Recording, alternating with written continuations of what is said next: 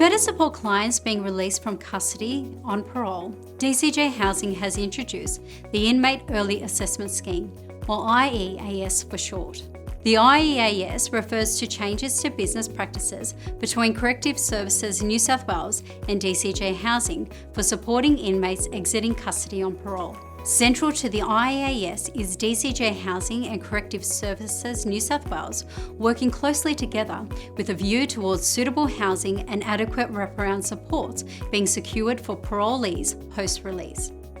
It's important to note that inmates who are not on parole when released from custody are not eligible for the IEAS and will be supported under DCJ Housing's existing practices for supporting inmates exiting custody. For the districts, the IEAS does not represent a significant change to how inmates exiting custody have previously been provided housing assistance.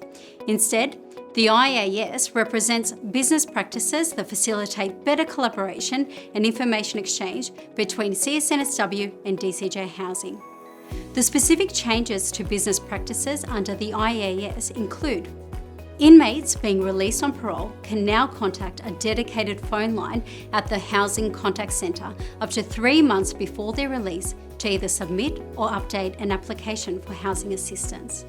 The housing application is assessed and updated by the HCC, and a letter is sent to the correctional centre where the client is held via email. The client's housing application is then suspended on the New South Wales Housing Register and workflow to the relevant district in homes. Districts do not need to action the application until the client presents to the local DCJ Housing Office for assistance post-release. 2 to 3 days before the release of the client from custody, CSNSW will send relevant information to DCJ Housing via email. All DCJ Housing districts have identified a specific email address that is to be used.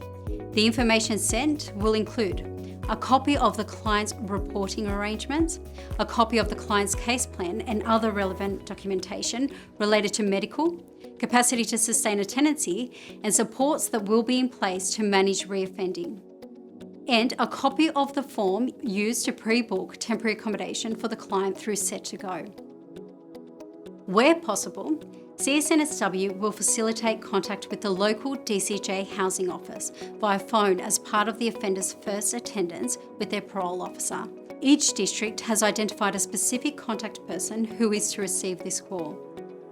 CSNSW is responsible for referrals to services that are relevant to the client's reducing reoffending. DCJ Housing is responsible for referrals to services relevant to the client finding and sustaining housing. For more information, we urge you to refer to the Processing Applications from Clients in Custody or who are being released from custody guide on the Housing Hub.